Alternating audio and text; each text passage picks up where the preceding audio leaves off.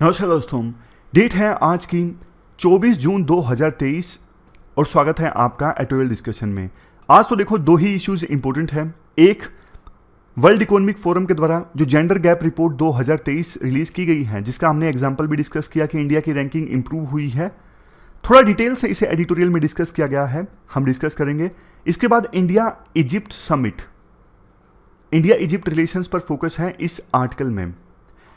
देखो, हम ethical term आज की डिस्कस करें उससे पहले आंसर राइटिंग का मैंने आपको बोला था, पूरी कोशिश रहेगी कि मंडे से आपको एक प्लेटफॉर्म मिल जाए जिस पे आप अपने क्वेश्चंस का आंसर लिख सको, दूसरों के आंसर्स देख सको, मॉडल आंसर आपको मिलेगा।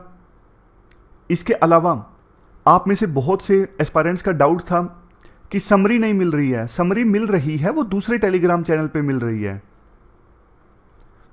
एक तो देखो ओनली एज नथिंग एल्स का टेलीग्राम चैनल है, वहाँ पे पीडीएफ जाती है डेली बेसिस पे। इसके अलावा उसी टेलीग्राम चैनल में एक और टेलीग्राम चैनल का लिंक शेयर किया गया था, तो वहाँ पे समरी जा रही है डेली बेसिस पे।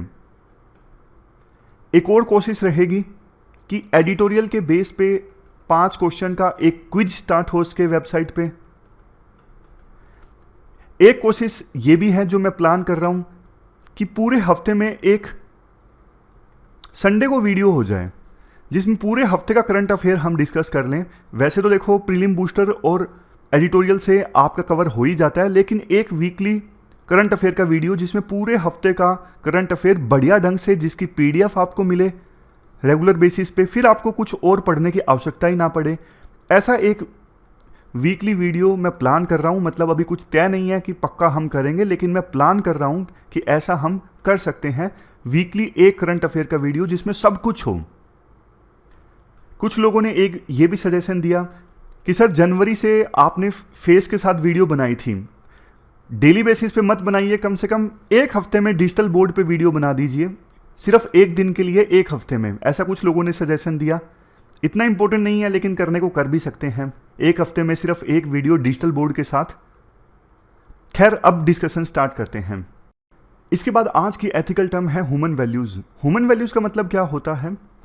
देखो, ये वो प्रिंसिपल्स या फिर क्वालिटीज होती हैं जिन्हें किसी इंडिविजुअल के द्वारा या फिर ग्रुप के द्वारा लाइफ में इंपॉर्टेंट माना जाता है। ध्यान से सुनिएगा क्या मैं बोल रहा हूं। ये वो प्रिंसिपल्स या फिर क्वालिटीज होती हैं जिन्हें किसी इंडिविजुअल के द्वारा या फिर ग्रुप ऑफ इंडिविजुअल्स के द्वारा लाइफ में इंपॉर्टेंट माना जाता है। इनके बेस पे, यानी इन प्रिंसिपल्स और क्वालिटीज के बेस पे इंडिविजुअल या फिर ग्रुप बिहेव करता है, एक्शंस लेता है, दूसरों के साथ इंटरेक्ट करता है। एग्जाम्पल, जैसे देखो मेरे लिए काइंडनेस इंपॉर्टेंट है, तो मैंने सड़क पे देखा कि कोई बुजुर्ग पर्सन सड़क क्रॉस कर रहा है, तो मेरे लिए ये वैल्यू, ये क्वालिटी इंपॉर्टेंट है, काइंडनेस। तो मैं क्या करूंगा? मैं इस प्रकार से बिहेव करूंगा कि जो बूढ़ा पर्सन सड़क क्रॉस नहीं कर पा रहा है, मैं उसकी मदद करूंगा अपना काम छोड़ के, क्योंकि मेरे लिए वैल्यू इंपॉर्टेंट है, ये क्वालिटी इंपॉर्टेंट है, काइंडनेस। तो उसी के आधार पे मैं बिहेव करूंगा, उसी के आधार पे मैं एक्शन लूंगा। समझ गए? अब फिर से बोलता हूं, आपको बढ़िया ढंग से समझ में आएगा। ह्यूमन वैल्यूज वो प्रिंसिपल्स या फिर क्वालिटीज होती हैं जो किसी इंडिविजुअल या फिर ग्रुप ऑफ इंडिविजुअल्स के लिए इंपॉर्टेंट होती हैं, और इन्हीं प्रिंसिपल्स और क्वालिटीज के आधार पर वो इंडिविजुअल या फिर ग्रुप ऑफ इंडिविजुअल बिहेव करता है, एक्शन लेता है, दूसरों के साथ इंटरेक्ट करता है। ये होती हैं ह्यूमन वैल्यूज। आप अपना पर्सनल लाइफ से एग्जांपल दीजिए, आपके लिए क्या वैल्यू इंपॉर्टेंट है, एग्जाम्पल के साथ बताइएगा। इससे आपकी थॉट प्रोसेस जो है डेवलप होगी। मतलब ह्यूमन वैल्यू का एक और एग्जाम्पल आप अपनी तरफ से दीजिए सोच के, इससे धीरे धीरे आपका एथिक्स स्ट्रांग होता जाएगा। आज की डिस्कशन का फर्स्ट इंपॉर्टेंट आर्टिकल इंडिया और इजिप्ट रिलेशंस से संबंधित है। आप जीएस पेपर सेकंड के इस टॉपिक से आर्टिकल को रिलेट कर सकते हो। क्या कंटेक्स्ट है? देखो, प्रधानमंत्री मोदी यूएस की यात्रा पर गए थे, अब वो यात्रा समाप्त हो चुकी है। यूएस से वापस आते वक्त प्रधानमंत्री मोदी इजिप्ट की यात्रा पर भी जा रहे हैं। इजिप्ट की आप एक बार लोकेशन देख लीजिए वर्ल्ड मैप में। एक क्वेश्चन मैं आपसे पूछता हूं, आप बताइए कि इजिप्ट जो है वो कौन सी कॉन्टिनेंट में आता है? कौन से कॉन्टिनेंट में आता है इजिप्ट? आंसर बताइए, क्या अफ्रीका है या फिर एशिया है? इसका आंसर बोथ है। देखो, इजिप्ट का इतना जो हिस्सा है ना, वो आता है अफ्रीका में। फिर ये छोटा सा जो पार्ट बच जाता है ना, सिनाई पेनिनसुला, ये आता है एशिया में। तो इजिप्ट जो है वो ट्रांस कॉन्टिनेंट कंट्री है। ट्रांस कॉन्टिनेंट कंट्री मतलब वो कंट्री जो किसी एक कॉन्टिनेंट में नहीं आते, दो कॉन्टिनेंट्स में आते हैं। अब मैं आपसे एक और क्वेश्चन पूछ लेता हूं, इजिप्ट के अलावा, इजिप्ट को छोड़ के और कौन से देश हैं जो ट्रांस कॉन्टिनेंटल हैं? एक देश तो आपके माइंड में सबसे पहले आया होगा, रशिया। और का आंसर दीजिए। देखो, दो तीन और भी बताता हूं। इजिप्ट का मैंने आपको बता दिया। टर्की भी, टर्की का एक छोटा सा हिस्सा यूरोप में आता है, बाकी टर्की एशिया में आता है। पनामा, पनामा का एक हिस्सा नॉर्थ अमेरिका में आता है, ऊपर वाला साउथ अमेरिका में आता है।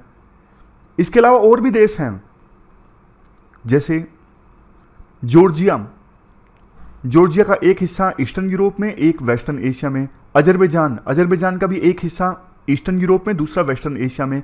कजाकिस्तान के बारे में आपको नहीं पता होगा। कजाकिस्तान वैसे तो देखो ज़्यादातर सेंट्रल एशिया में है, लेकिन एक छोटा सा पोर्शन जो है वो ईस्टर्न यूरोप में भी आता है।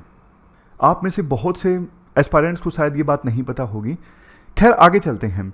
इंडिया इजिप्ट रिलेशंस का बैकग्राउंड डिस्कस करते हैं। देखो, पास्ट में ना इंडिया और इजिप्ट के बीच में सिविलाइजेशनल टाइज काफ़ी अच्छे थे। 2750 बीसी में 2750 बीसी में वहाँ के जो रूलर थे ना, उन्होंने शिप्स भेजे लैंड ऑफ पंट में। लैंड ऑफ पंट क्या है? इंडिया को देखो, इजिप्ट के एंशियंट टेक्स्ट में ना लैंड ऑफ पुंट बताया गया है, मतलब एक ऐसा लैंड जो लैंड ऑफ वेल्थ है। पास्ट में इंडिया को ना अपनी वेल्थ के लिए जाना जाता था। गोल्ड वगैरह और प्रीशियस मेटल्स यहाँ पर मिलते थे, इसलिए इंडियन सबकॉन्टिनेंट को कहा गया लैंड ऑफ पुंट इजिप्ट के एंशियंट टेक्स्ट में। तो वहाँ के रूलर ने यहाँ पर शिप्स भेजे। इसके अलावा 1000 से लेके 2000 बीसी के बीच में जो इजिप्ट फेमस है मम्मीज के लिए, बॉडीज को जैसे कपड़े में लपेट के दफनाया जाता था, तो मम्मीज को जिन कपड़ों में लपेटा जाता था ना, वो कपड़े इंपोर्ट किया करते थे इंडिया से। और कपड़ों को जो कलर किया करते थे वो ब्लू कलर की डाई से, यानी इंडिगो से। वो इंडिगो भी यानी कलर भी और कपड़ा भी दोनों इंडिया से ही इंपोर्ट होता था इजिप्ट में। इतने पुराने संबंध हैं इंडिया और इजिप्ट के बीच में। बाद में देखो, समय बीता, दोनों देश ऑलमोस्ट एक साथ आज़ाद हुए और आज़ादी के बाद कई सारे ग्रुप्स में एक साथ काम किया, जैसे non align movement. Non align movement में दोनों देशों के लीडर्स ने बढ़ चढ़ के अपना रोल कंट्रीब्यूट किया और ये इस मूवमेंट को आगे लेके गए। दोनों देशों ने डीकोलोनाइजेशन के पक्ष में आवाज़ उठाई, यानी कोलोनाइजेशन का विरोध किया। उसके बाद इजिप्ट में बॉलीवुड काफ़ी फेमस हुआ और इंडिया में इजिप्ट का म्यूजिक काफ़ी फेमस हुआ। इससे दोनों की दोस्ती में वैल्यू एडिशन हुआ। बट देखो, इसका कोई खास रिजल्ट नहीं निकला। आज इंडिया और इजिप्ट के बीच में ट्रेड कितना होता है? ऑलमोस्ट $6 बिलियन के आसपास। ये डेटा है 2022-23 का, और पिछले साल तो ये 17% कम हो गया। जो ट्रेड होता है ना इंडिया और इजिप्ट के बीच में, इसमें से ऑलमोस्ट 30% तो पेट्रोलियम रिलेटेड प्रोडक्ट्स का ट्रेड है। इंडिया इजिप्ट का 6th नंबर पे सबसे बड़ा पार्टनर है और इजिप्ट इंडिया का 38वें नंबर का सबसे बड़ा पार्टनर है। इंडिया की जो इन्वेस्टमेंट है इजिप्ट में, वो 50 प्रोजेक्ट्स में $3.15 बिलियन के आसपास है। लेकिन देखो, इतनी जो इन्वेस्टमेंट है ना $3.15 बिलियन से, इसमें से आधी तो एक ही कंपनी की है। इजिप्ट ने इंडिया में $37 मिलियन से इन्वेस्ट किए हैं और 5000 के आसपास से इंडियंस अभी इजिप्ट में हैं, जिसमें से देखो 1200-1300 तो स्टूडेंट्स ही हैं। तो मतलब इस पूरे डेटा से आपको एक चीज़ लगी होगी कि अभी रिलेशनशिप उतनी कोई बहुत ज़्यादा मजबूत नहीं है। बायलैटरल टाइज में अंडर परफॉर्मेंस है, और ये इसलिए नहीं कि बायलैटरल मैकेनिज्म नहीं है, जॉइंट कमीशन है इजिप्ट में, फॉरेन ऑफिस कंसल्टेशंस हैं, दोनों देशों के बीच में 9 के आसपास जॉइंट वर्किंग ग्रुप्स भी हैं। बात यह है कि ये इफेक्टिवली काम नहीं कर रहे हैं। मैकेनिज्म्स हैं, ग्रुप्स हैं रिश्तों को बढ़ाने के लिए, लेकिन वो ग्रुप्स इफेक्टिवली काम ही नहीं करेंगे तो फिर क्या फ़ायदा। यही सिचुएशन है अभी। बायलैटरल समिट हुआ था दोनों देशों के बीच 5 महीने पहले, जब इजिप्ट के प्रेसिडेंट भारत की यात्रा पर आए थे। हमारे डिफेंस और फॉरेन मिनिस्टर्स ने भी पिछले साल इजिप्ट की यात्रा की है, मतलब हाई लेवल विजिट्स भी हो रहे हैं। और अब फिर से ये कैरो समिट हो रहा है, इजिप्ट में समिट होगा। राइटर कहते हैं ये समिट देखो सिर्फ एक इवेंट बन के ना रह जाना चाहिए। इस समिट के दौरान दोनों देशों के बीच में रिलेशन को आगे ले जाने के जो मौके हैं ना, उन पे डिटेल से डिस्कशन होना चाहिए। इजिप्ट एक बड़ा देश है, पॉपुलेशन 105 मिलियन यानी 10 करोड़ के आसपास है। इकोनॉमी का साइज है $378 बिलियन। अभी फिलहाल पॉलिटिकली स्टेबल है। सोशल और इकोनॉमिक कंडीशंस वैसी ही हैं जैसे इंडिया में है। इजिप्ट सबसे ज़्यादा चीज़ें क्या इंपोर्ट करता है? रिफाइंड पेट्रोलियम इंपोर्ट करता है, वीट इंपोर्ट करता है, कार, कोन्स, फार्मास्यूटिकल्स यानी दवाइयाँ। और देखो इजिप्ट जो चीज़ें इंपोर्ट करता है ना, इंडिया के पास कैपेसिटी है वो चीज़ें सप्लाई करने की, वो चीज़ें एक्सपोर्ट करने की। इसके अलावा इजिप्ट की सरकार का ना एम्बिशियस टारगेट है, वो ज़बरदस्त इंफ्रास्ट्रक्चर डेवलप करना चाहते हैं। अभी काम कर रही हैं 49 मेगा प्रोजेक्ट्स पर, including construction of New Cairo $58 billion की लागत से। मतलब वो जैसे है ना पुराना गुड़गांवा, नया गुड़गांवा, पुराना बेंगलोर, नया बेंगलोर, इस प्रकार से एक नई सिटी वो कंस्ट्रक्ट करना चाहते हैं। $25 बिलियन की लागत से एक नया न्यूक्लियर पावर प्लांट, $23 बिलियन की लागत से हाई स्पीड रेल नेटवर्क। इस प्रकार से 49 मेगा प्रोजेक्ट्स उन्होंने चूज करके रखे हैं जिस पे वो कंस्ट्रक्शन चाहते हैं। और 2015 से लेकर 2019 के बीच में इजिप्ट वर्ल्ड का तीसरा सबसे बड़ा आम इंपोर्टर था। तो इंडिया के पास अपॉर्चुनिटीज़ काफ़ी ज़्यादा हैं इजिप्ट के साथ रिलेशंस मजबूत करने की। लेकिन देखो चैलेंजेस भी हैं। चैलेंजेस क्या हैं? इजिप्ट की जो इकोनॉमी है ना, वो काफ़ी गंभीर क्राइसिस से जूझ रही है। कर्ज काफ़ी ज़्यादा है इजिप्ट के ऊपर। यूक्रेन में कन्फ्लिक्ट के कारण अनाज नहीं मिल पाया इजिप्ट को। टूरिज़्म काफ़ी कम हो गया है। इसकी वजह से जो सीरियल्स हैं जैसे वीट वगैरह, उसका इंपोर्ट काफ़ी कॉस्टली हो गया है इजिप्ट के लिए। फॉरेन एक्सचेंज रिजर्व उनका खाली है। महामारी के कारण उनकी इकोनॉमी काफ़ी स्लो डाउन कर गई। अभी महंगाई वहाँ पे 30% से भी ज़्यादा है। फरवरी 2022 से लेकर अभी तक इजिप्ट की करेंसी की जो वैल्यू है डॉलर के मुकाबले में वो आधी हो चुकी है। फॉरेन एक्सचेंज रिजर्व है नहीं, इसलिए उनको जो कर्ज चुकाना है उसकी वो पेमेंट दे नहीं पा रहे हैं, डिफॉल्ट कर रहे हैं पेमेंट से। आईएमएफ से ना 6 महीने पहले इजिप्ट ने $3 बिलियन का पैकेज इंश्योर किया था, डील इंश्योर की थी। जैसे पाकिस्तान आईएमएफ पे जा रहा है ना कि हमें बेल आउट पैकेज दो, वैसे ही इजिप्ट ने 6 महीने पहले ये डील सिक्योर की थी। और आईएमएफ जैसे कंडीशंस लगाता है कि आप रिफॉर्म लेके आओ तब पैसे देंगे, वैसे ही कंडीशंस इजिप्ट के ऊपर लगाई गई। देखो जब इजिप्ट की कंडीशन शुरुआत में खराब हुई थी ना इकोनॉमी की, तो दूसरे जो गल्फ स्टेट्स हैं, गल्फ अरब स्टेट्स जैसे यूएई, सऊदी अरेबिया, कतर, शुरुआत में तो इन्होंने मदद की $30 बिलियन से। लेकिन बाद में ना उन्होंने भी इंटरेस्ट लेना छोड़ दिया। इन्होंने बोला यार इजिप्ट की गवर्नेंस में ना बहुत सारे इश्यूज हैं, हम पैसा दे रहे हैं कोई सुधार ही नहीं हो रहा है। इसलिए बाद में यूएई, सऊदी अरेबिया जो दूसरे गल्फ अरब स्टेट्स हैं ना, उन्होंने इजिप्ट की इकोनॉमी में इंटरेस्ट लेना ही छोड़ दिया। आज इजिप्ट के ऊपर कर्ज कितना है? $163 बिलियन, जो इजिप्ट की जीडीपी का ऑलमोस्ट 43% है। और नेट फॉरेन एसेट इजिप्ट की है -24.1 बिलियन। फॉरेन एक्सचेंज रिजर्व इतने खाली हैं कि जनवरी 2023 में इन्होंने उन प्रोजेक्ट्स को छोड़ दिया जिसमें फॉरेन करेंसी का कंपोनेंट इन्वॉल्व था। मान लीजिए ऐसा प्रोजेक्ट जिसमें बाहर से कोई चीज़ इंपोर्ट करनी पड़ रही थी और उसमें फॉरेन करेंसी का यूज़ हो रहा था, तो ऐसे प्रोजेक्ट्स को पोस्टपोन कर दिया इजिप्ट ने। और फॉरेन से कोई चीज़ इंपोर्ट कर रहे हैं जो गैर ज़रूरी है, उसको भी सस्पेंड कर दिया। मतलब जो स्टेप्स पाकिस्तान ने लिए, वहाँ पे भी बैलेंस ऑफ पेमेंट क्राइसिस, यहाँ पर भी इजिप्ट में भी बैलेंस ऑफ पेमेंट क्राइसिस। तो ना इंडिया को अपॉर्चुनिटीज़ के साथ साथ ये चैलेंजेस भी कंसिडर करने चाहिए। कुछ चीज़ें इस प्रकार से की जा सकती हैं, जैसे इजिप्ट को बोले कि आप हमसे चीज़ें इंपोर्ट कर लो और इसके लिए लाइन ऑफ क्रेडिट जो हमारा एक्सपोर्ट इंपोर्ट बैंक है वो दे दे इजिप्ट को। बार्टर इंडिया कुछ दे दे, कुछ चीज़ें इजिप्ट को दे दे, बदले में कुछ चीज़ें इजिप्ट से ले ले। पैसों से पहले जो बार्टर ट्रेड हुआ करते थे ना, तुम मेरे को गोल्ड दे दो, बदले में मैं आप तुमको अनाज दूंगा, ऐसी चीज़ें इंडिया कर सकता है। रूपी ट्रेडिंग मतलब इंडिया और इजिप्ट ट्रेड करें आपस में रूपी में, ना कि डॉलर में। ये इंडिया के लिए सही रहेगा क्योंकि इंडिया डॉलर का बचाव कर सकता है, इंडिया का डॉलर खर्च नहीं होगा। लास्ट में कंक्लूजन में राइटर एक चीज बोलते हैं, देखो 1980s में और 1990s में इंडिया ने ना इराक में बहुत सारे कंस्ट्रक्शन प्रोजेक्ट बनाए थे, लेकिन ना पैसे नहीं दिए इराक ने हमारे।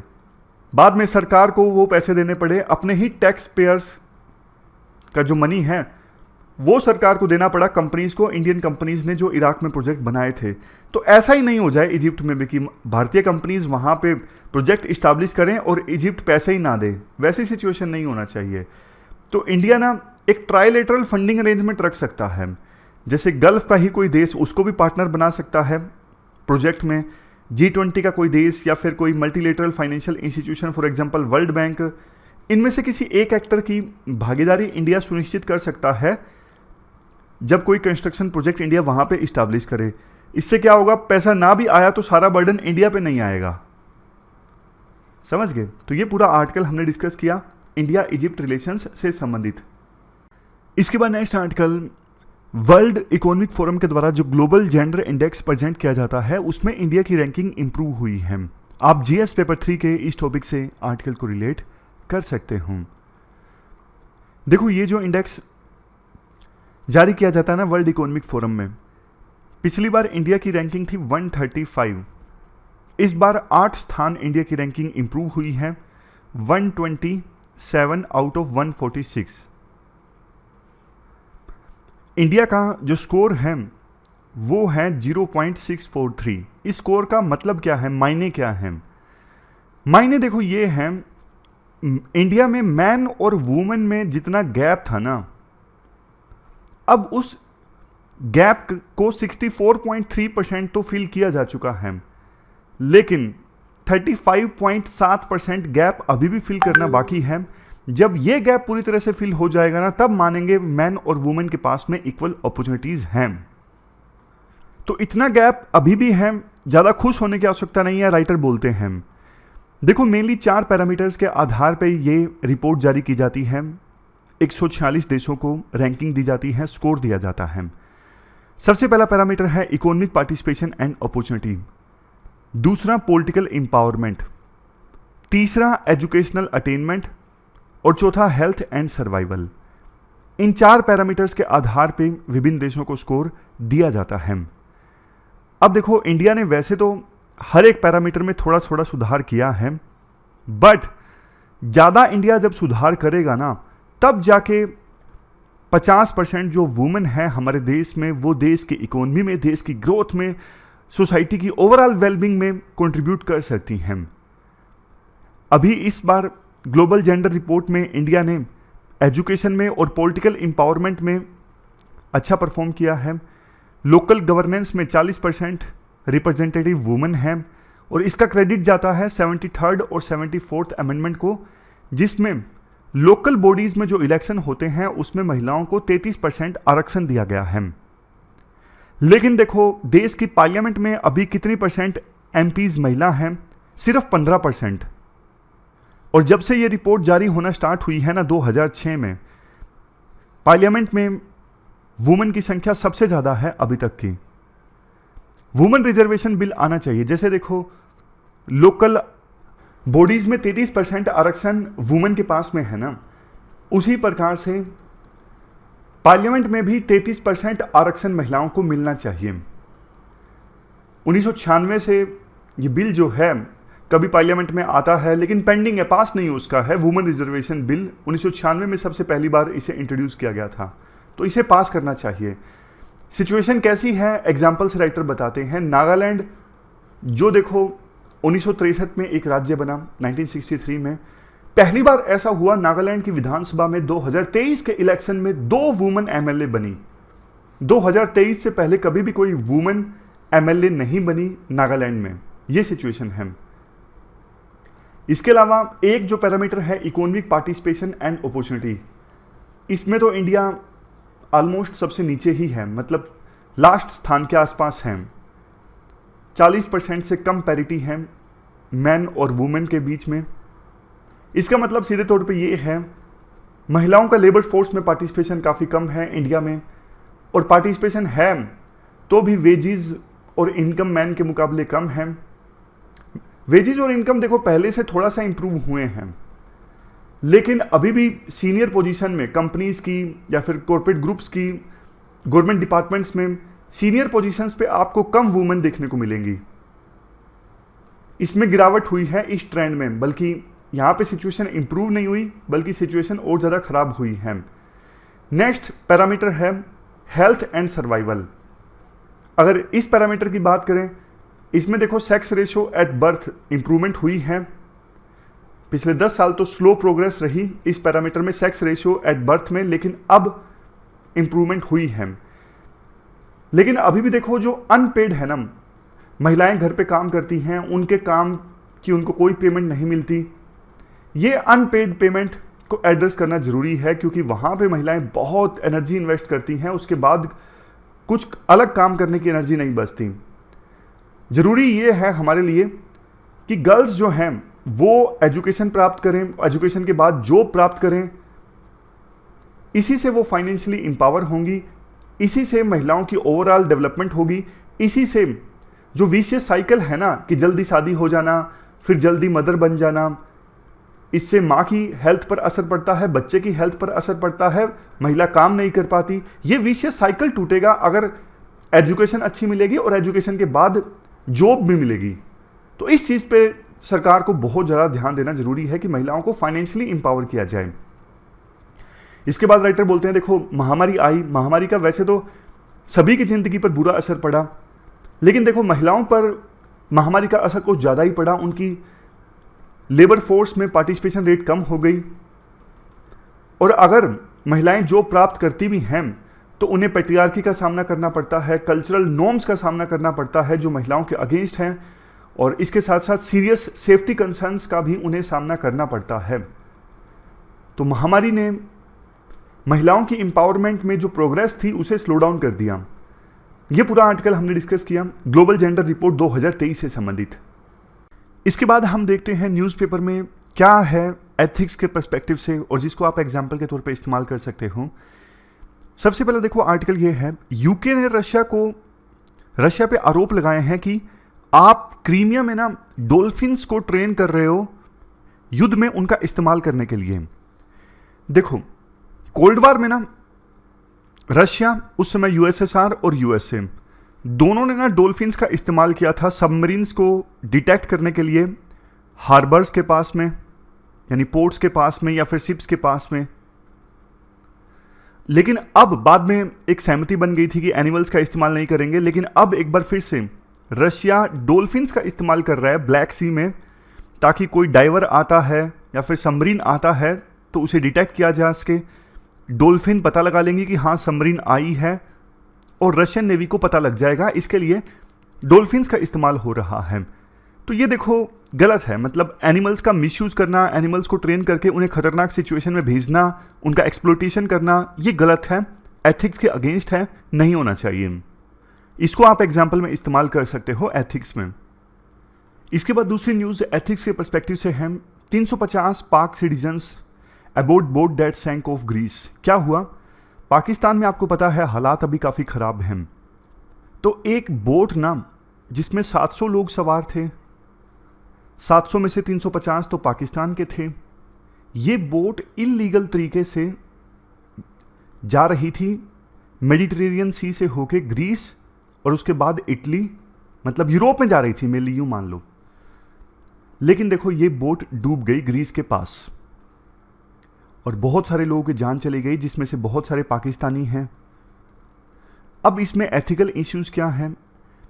सबसे पहला एथिकल इशू ये है इल्लीगल ट्रैफिकिंग। जो ट्रैफिकर है ना, फॉर एग्जांपल पाकिस्तान में उन्होंने लोगों को झूठा प्रोमिस दिया कि आपको आसानी से ले जाया जाएगा, यूरोप में आपको जॉब दिलवा दी जाएगी बढ़िया सी। तो झूठे प्रोमिस देके उनकी ट्रैफिकिंग हुई, उन्हें खतरनाक सिचुएशन में ले जाया गया, वहाँ पे बोट डूब गई, उनकी डेथ हो गई। पहला ये एथिकल इशू है। दूसरा एथिकल इशू, ग्रीस की अथॉरिटीज पे आरोप लग रहा है कि आपके किनारे के पास में ये बोट डूब गई, आपने लोगों को बचाने के लिए कुछ नहीं किया। आप चाहते तो बेशक वो इल्लीगल ट्रैफिकर थे, मतलब वो इल्लीगल तरीके से यूरोप में घुसने की कोशिश कर रहे थे, लेकिन एक मानवता तो चीज होती है ना यार, उनको बचा के वापस अपने देश भेज देते आप, लेकिन आपने उनको नहीं बचाया। नेक्स्ट है इकोनॉमिक इनइक्वालिटी। अब देखो हो ये रहा है सिचुएशन कि पाकिस्तान में आपको पता है बहुत गरीबी है और यूरोप में बहुत अच्छा वहाँ पे इकोनॉमिक कंडीशंस अच्छी हैं। तो वर्ल्ड में ये जो इनइक्वालिटी देखने को मिल रही है ना कि कुछ देश बहुत गरीब रह गए, कुछ देश बहुत अमीर हो गए, आने वाले दिनों में ये बहुत ज़्यादा अनरेस्ट पैदा करेगा वर्ल्ड में। गरीब देशों से लोग अमीर देशों में जाने की कोशिश करेंगे अपनी लाइफ संवारने के लिए। तो वर्ल्ड में देखें तो एथिकल पर्सपेक्टिव से ठीक नहीं है, मतलब देश नहीं, पूरे वर्ल्ड के हर एक नागरिक को बेसिक डिग्निटी के साथ जीने का अधिकार होना चाहिए। बेसिक आवश्यकताएं वर्ल्ड का हर एक नागरिक पूरा कर सके, ऐसी पूरी मानव सभ्यता को कोशिश करनी चाहिए। तो ये 3-4 एथिकल इश्यूज निकले जो मैंने आपको बताया। अब हम समरी के थ्रू रिवाइज कर लेते हैं। सबसे पहले इंडिया इजिप्ट रिलेशनशिप। इंट्रोडक्शन में हमने डिस्कस किया कि टाइज, एंशियंट टाइज बहुत अच्छे थे, लेकिन आज के समय में टाइज उतने अच्छे नहीं हैं। हमने डिस्कस किया कि पहले लैंड ऑफ पुंट जो इंडिया को कहा जाता था, वहाँ पे शिप्स भेजे गए इजिप्ट के द्वारा, इजिप्ट के रूलर के द्वारा। ममीज़ के लिए कपड़ा इंडिया से आता था, डाई भी इंडिया से आती थी। प्रेजेंट डे रिलेशंस कुछ खास नहीं है, ट्रेड सिर्फ $6 बिलियन है जो डिक्लाइन कर रहा है। इंडिया इजिप्ट का 6ठे नंबर पे सबसे बड़ा ट्रेड पार्टनर है और इजिप्ट इंडिया का 38वें नंबर पे सबसे बड़ा ट्रेड पार्टनर है। और अभी इन्वेस्टमेंट, ये सब हमने डिस्कस किया। डेटा हमने डिस्कस किया कि मैकेनिज्म तो है इंडिया इजिप्ट रिलेशंस में, बट उसका यूज़ नहीं हो रहा है। वर्किंग ग्रुप्स भी हैं। अपॉर्चुनिटीज़ क्या है? अपॉर्चुनिटीज़ बहुत हैं। इजिप्ट को इन सब चीज़ों की जरूरत है। Petroleum, wheat, car India export कर सकता है। इजिप्ट बड़े बड़े इंफ्रास्ट्रक्चर प्रोजेक्ट्स पे फोकस कर रहा है। इंडिया के पास अपॉर्चुनिटी है। इजिप्ट जो है सबसे बड़ा डिफेंस आर्म इंपोर्टर था 30वें नंबर पे 2015 से लेकर 19 के बीच में। लेकिन देखो चैलेंजेस भी हैं। चैलेंजेस जैसे वहाँ की इकोनॉमी कंडीशन काफ़ी ख़राब है, महंगाई बहुत ज़्यादा बढ़ चुकी है, इकोनॉमी पे उनके कर्ज है, फॉरेन एक्सचेंज रिजर्व उनका खाली है, उनकी करेंसी डिक्लाइन कर गई है, कर्ज वो नहीं चुका पा रहे हैं। इसलिए सजेशंस में ये कहा जाता है इंडिया कुछ चीज़ें करे, जैसे EXIM line of credit they, barter से ट्रेड कर सकता है, रूपी ट्रेड इंडिया इजिप्ट के साथ कर सकता है, लेकिन रिस्क भी पहचाने। इसलिए किसी तीसरे देश को भी इन्वॉल्व करें इजिप्ट में प्रोजेक्ट इस्टेब्लिश करने में, ताकि पैसा इंडिया का ना डूबे। ये क्वेश्चन है जो आपको अटेम्प्ट करना है। 250 वर्ड्स में इस क्वेश्चन का आंसर आपको देना है। तो ये थी हमारी आज की डिस्कशन। फिलहाल इस डिस्कशन में इतना ही है। Thank you very much for discussion.